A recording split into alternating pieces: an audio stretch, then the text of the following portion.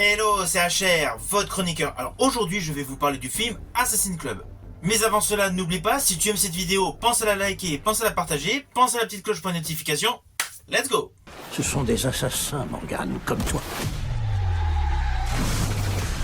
Et ils ont été engagés pour me tuer. Et pour s'entretuer. En fait, Morgan, ils essaieront de te tuer. Que tu acceptes le boulot ou non. C'est un simple jeu. Et si tu veux vivre, tu vas devoir participer. Tâche de ne pas réduire cette splendide ville de Ljubljana en décombres. Je peux rien promettre.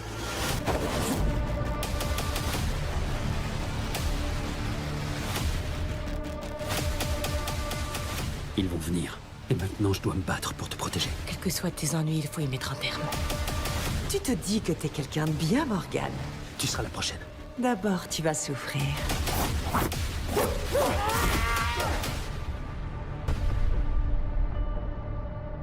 Alors le pitch est le suivant. Nous avons un tueur à gages, Morgan Games, qui souhaite raccrocher afin de vivre sa vie sentimentale avec sa petite amie, Sophie. Cependant, il y a plusieurs tueurs qui sont à ses trousses et qui, bien évidemment, vont contrecarrer ses plans. Voilà, c'est le pitch de base de ce film. Alors l'histoire est assez simpliste, c'est une histoire qu'on a vue moult fois au cinéma, et ces derniers temps nous avons une très belle saga sur les tueurs à gages, je pense à John Wick. Si vous gardez en tête John Wick, vous allez vous rendre compte qu'on est dans un produit cinématographique en dessous. Pourtant, il y a un excellent casting, mais j'y reviendrai plus tard. Ce film, qui a une trame de base donc assez simpliste, a tout de même pas mal de petites innovations. Par contre, il y a certains twists qu'on devine aisément.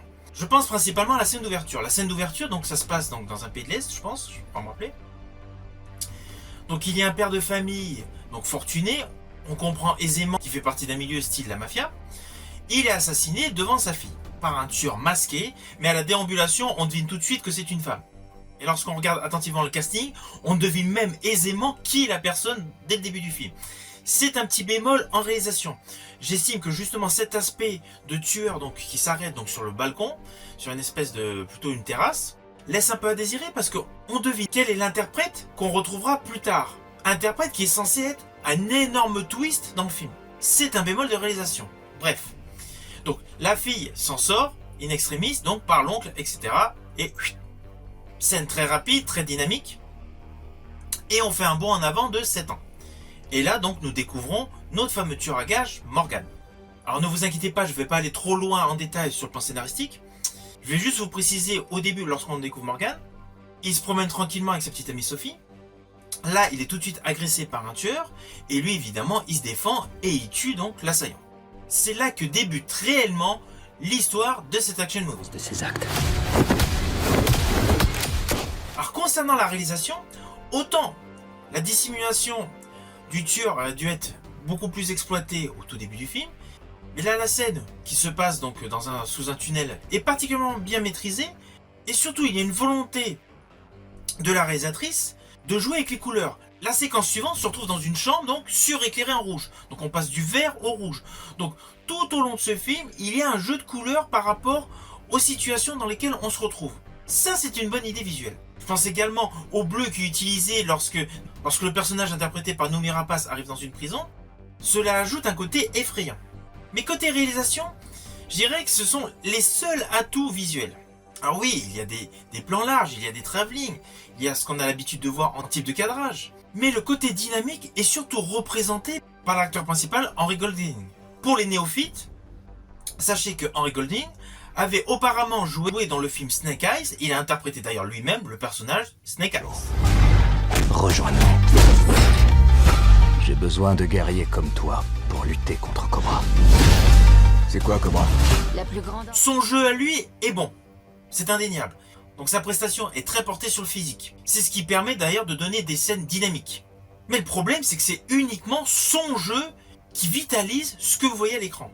La réalisation laisse quelque peu à désirer. Aux côtés d'Henry Golding, on retrouve des acteurs et actrices de talent. Je pense principalement à Noomi Rapace. Noomi Rapace qui interprète donc 2 personnages dans le film. Vous allez le comprendre assez rapidement. Donc 2 compositions différentes, une femme brune, une femme blonde. La femme blonde a des lentilles. La femme brune est beaucoup plus classique. Cela donne de ce fait une ambiguïté à son personnage. Mais bon, dans ce film, tous les personnages sont ambigus. Car au fur et à mesure du développement des arcs narratifs, En fait, on s'aperçoit qu'ils ont tous un côté malsain. Et leur interprétation à chacun est bonne. Noomi Rapace, forcément étant une très bonne actrice, son jeu, elle l'interprète à merveille. Là, son interprétation est davantage dans le style de celui qu'elle avait dans le film Close. Where are you taking us?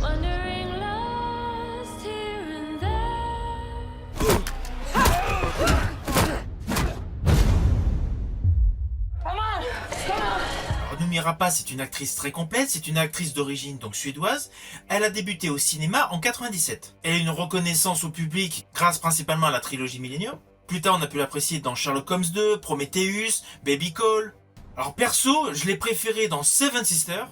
Et si elle est blessée? Ou morte? Et si la police la retrouve avant qu'on ait pu la ramener ici? Il faut faire quelque chose pour elle. Il faut sortir, on n'a pas le choix.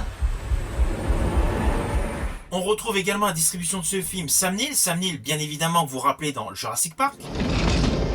Welcome to Jurassic Park. We've made living biological attractions so astounding that they'll capture the imagination of the entire planet. The most phenomenal discovery of our time. Sam Neill qui a une carrière magistrale qui a débuté en 1975. Cela fait plusieurs décennies qu'il tourne. Vous avez pu le voir notamment dans Calme Blanc, dans La Poursuite d'Octobre Rouge, dans Backtrack, dans Angel. Moi perso, je l'ai adoré dans le film de John Carpenter, L'Antre de la Folie.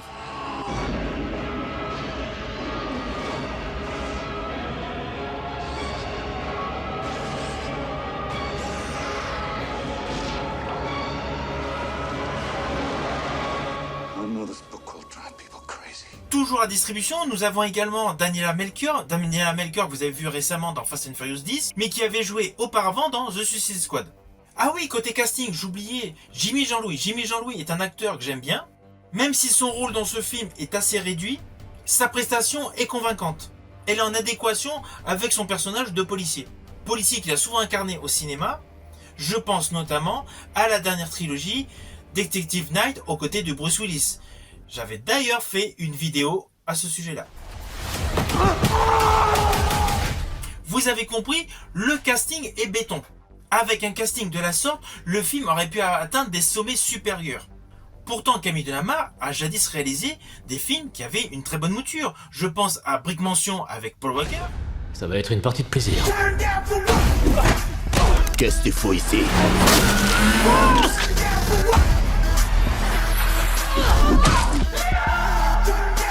Et au Transporteur, l'héritage.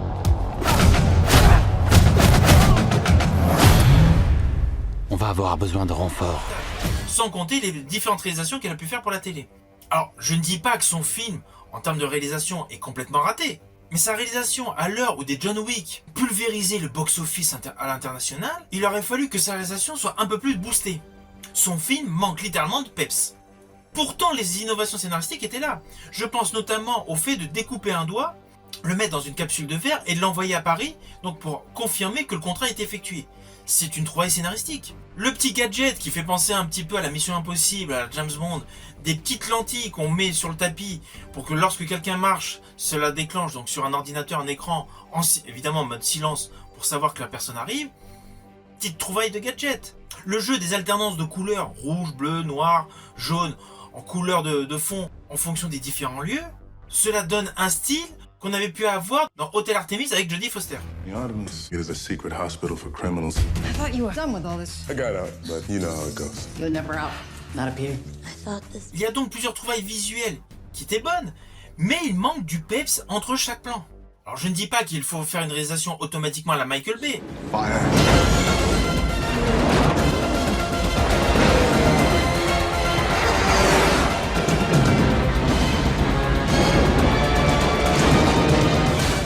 Aujourd'hui, lorsqu'on fait un film sur des tueurs qui tuent d'autres tueurs, on n'est plus à l'époque où on tournait Le Flingueur avec Charles Bronson.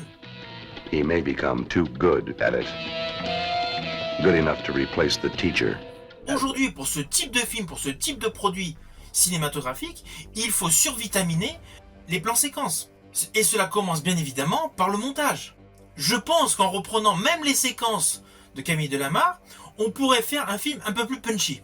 C'est mon opinion. Surtout que les acteurs sont bons. Ceci dit, par rapport aux lignes de dialogue, j'estime qu'il y a certains tueurs qui auraient pu être travaillés davantage. Car les 6 tueurs ont bien évidemment des techniques différentes. Il y a le poison, les armes blanches, les armes à feu, bref. Mais j'estime que le fait d'avoir présenté les spécificités de chaque tueur par le biais de flashbacks ultra courts n'est pas forcément la chose qu'il fallait faire. Il aurait fallu davantage exploiter justement cette noirceur des différentes techniques de chaque tueur avec des temps de séquence beaucoup plus longs. Alors attention à ce que je vais dire, cela s'apparente à un spoil, c'est un spoil, malgré que la totalité du film est cousue de fil blanc, c'est indéniable, la manière dont meurt Sam Neill, je m'y attendais pas du tout. Le fait que Noomi Rapace donc vienne pour l'empoisonner, on pense vraiment qu'il va mourir à la suite de ce qu'elle lui a injecté. Mais le fait qu'elle lui tranche la gorge de manière très sèche, on ne s'y attend pas, et cette scène, elle est particulièrement bien réalisée. Comme quoi, dans le film, il y a plusieurs plans séquences qui sont tout de même bien orchestrés. Alors l'autre spoil que je vais vous dire, c'est le twist. Le twist final concernant Noomi Rapace. Le problème, c'est quand on a l'habitude de la voir jouer, forcément, on l'avait reconnue au tout début du film lorsqu'elle va assassiner le père de la jeune fille. Lorsqu'elle déambule, sa posture, sa gestuelle, on la reconnaît mais directement. De ce fait, ce twist, pour moi, n'en est pas. Bien évidemment, ce n'est que mon avis. C'est un simple jeu. Et si tu veux vivre, tu vas devoir participer. Tâche de ne pas réduire cette splendide ville de Ljubljana en décombres. Il y a du pour et du contre dans ce film. Sur la globalité, j'estime que c'est un bon film d'action. Pas à la hauteur de John Wick, mais c'est un film d'action convaincant, c'est un film d'action cohérent. Et Henry Golding, honnêtement, son rôle, il le joue à merveille. Je pense que Henry Golding est le futur Chow Yun-fat du cinéma. D'ailleurs, pour la petite histoire, sachez que vous allez bientôt le retrouver dans The Old Guard numéro 2 sur Netflix. Quelqu'un nous monte les uns contre les autres. À un moment, il faut assumer les conséquences de ses actes.